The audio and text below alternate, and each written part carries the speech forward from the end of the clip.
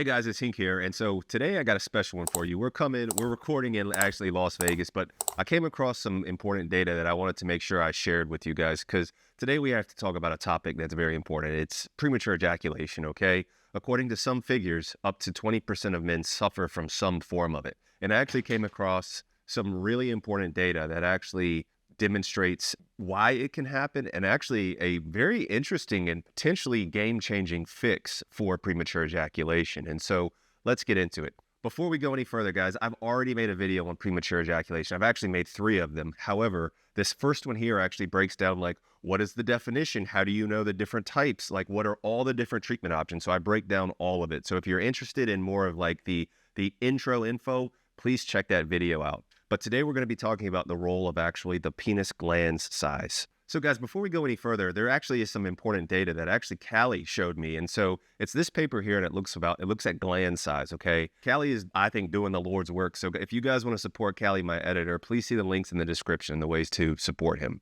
But what they looked at is 140 guys, and they actually tried to correlate different things like the size of the glands of the penis, the stiffness in things like the frenulum and the shaft, and they looked at this using ultrasound and something called shear wave elastography, okay? And basically what they did is that they found if your glands volume is bigger than 12.65, you have over a 3.3 times higher risk of premature ejaculation. So what they found is that your gland size can actually be a predictor of premature ejaculation. And so now that we know the role of the glands, let's get into actually what this video is about. And it's about actually hyaluronic acid injections into the glands of the penis. And so specifically, we're going to be looking at this paper here, which looked at the long-term outcomes of hyaluronic acid injections into the glands of the penis to stop premature ejaculation. Now, guys, we have to understand that when we're talking about premature ejaculation, we're using this definition, okay? Lifelong premature ejaculation is what they looked at in this paper, okay? So not premature ejaculation induced by things like having a tight pelvic floor,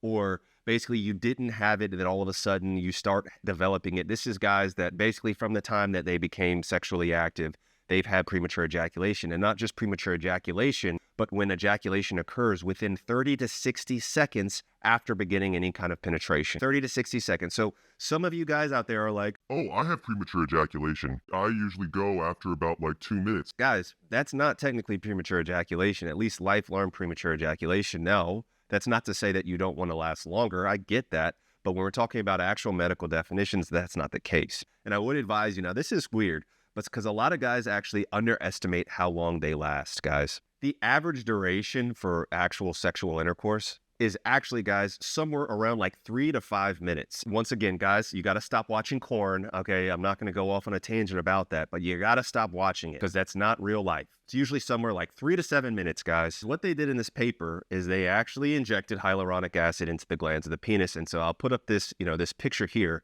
but they actually used needles, injected hyaluronic filler into 5 different spaces of the glands of the penis, okay? So like basically 2 in the side, 2 in the top, and like 1 from kind of the dorsal position, okay? And basically they injected 2 milliliters of hyaluronic acid, with each area given about 0.4 mLs of the hyaluronic acid. I'll have Kelly put up this little screenshot here, but it just talks about how they use like 2% lidocaine jelly, numbed it up, and like the injection technique that they used, the needle gauge, stuff that you guys don't really care about. Now, most importantly, what they found is that in these guys, okay, on average, the mean intervaginal ejaculatory latency time, the IELT, was at baseline about 37.83 seconds, okay, guys? 30 seconds on average. So you guys, oh, I have PE or premature ejaculation that are lasting minutes. Not trying to be that guy, but you should really be grateful because there's a lot of guys that literally can't last more than 30 seconds. And it's basically literally a medical condition. However, 1 month after these injections, guys, it more than 10 times, okay? It went from 30 seconds to 323 seconds, which is over 5 minutes, guys. 30 seconds to well within the average range of sexual intercourse is a massive improvement. Oh, did you see my pec jump? All right, Hink, I see you, dog. After 3 months, that then decreased to 281 seconds. After 6 months, 241 seconds. And after a year, guys, after these injections, it was still 235.6 seconds. This could be like a major game changer for a lot of guys with premature ejaculation. And guys, all these values were statistically significant. Now, nothing is without complications, and you're thinking, yikes, like 5 needle injections into your D, count me out. I'm with you, bro. Like, I'm absolutely with you. However, the actual complication rate was really low, all things considered. Only about 10% of guys had discomfort at the injection site. So you had a bulla formation, which is like basically like a blister, a fluid-filled little sac, like on the skin. That occurred in 6.6% of people. And then you had like ecchymosis bruising, guys, in about 3.3% of people, or in one person. So the actual complication rate was pretty low.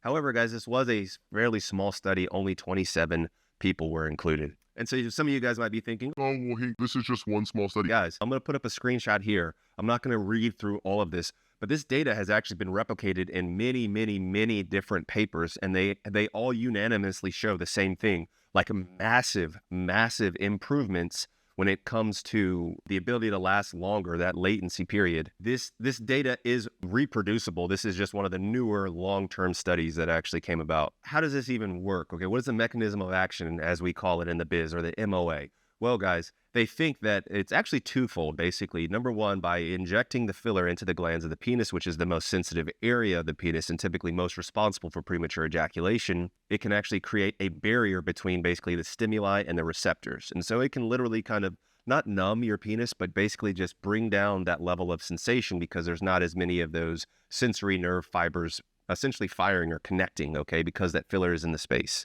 And they actually have data showing that this is attributed to basically a lower penis sensory threshold, so it can help to decrease that overactive sensation. So guys, what are some of my thoughts about this? Well, number one, I think that, this isn't like the most invasive thing you could do. It's not like a major penile surgery. However, this is still pretty invasive, guys. Even though on this paper the risks were low, having needles injected into your penis and having some sort of substance injected is not without its complications. However, guys, there is a huge upside to this in the sense that you guys have seen my other videos. Like, I'm not a big fan of fillers, okay? I do think, in general, without a doubt, hyaluronic acid fillers are, without a doubt, the only thing I would ever consider recommending to somebody personally, okay? But, guys, on this paper, they didn't measure it, but there was an increase in penis size. And it's probably going to increase, so not the girth, but certainly the length of the penis, and at least the girth of the penis head was substantially increased, okay? Because you're literally injecting filler. We got the increased in length because as you basically inject more filler, your head is going to get bigger, guys. A lot of like my gains that I've made have been through actually an increase in actually the size of the glands of my penis through pumping.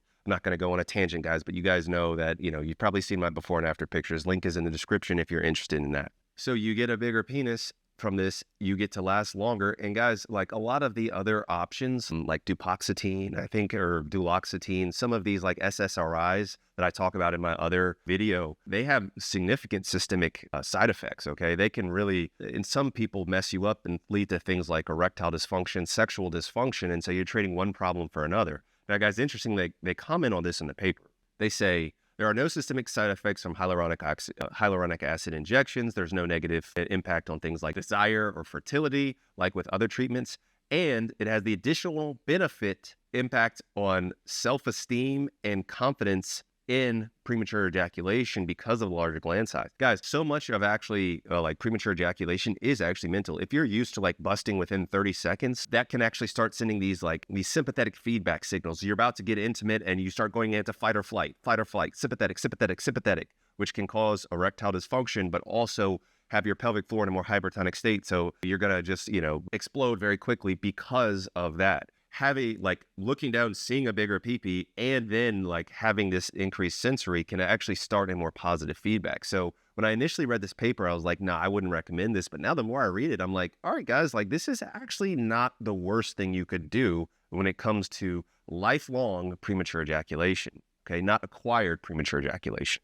There are non-surgical things I'd recommend. First, guys, I've made a video on a certain technique that you can use when having some alone time with yourself that has been proven to increase this latency period or improve premature ejaculation. And I also have a video on HIIT cardio. Guys. A video on HIIT cardio that actually shows that you can actually improve how long you last just by doing this exercise, which is actually 7 minutes a day, 3 or 4 times a week, guys. So please check that video out. I certainly think this is better than lidocaine or these topical where you have to put it on and wait and you have to make sure you wear a condom or something so you don't numb up your partner. I think this is actually a pretty solid option, guys. And I actually agree with the conclusion from this paper that basically says that hyaluronic acid is a safe and effective means to actually control premature ejaculation. There is more data that needs to be studied, but overall, guys, I think it's good. So let me know what you guys think. Is this something you would ever consider trying? Is this something some of you have tried? If you have, please let us know your experience below.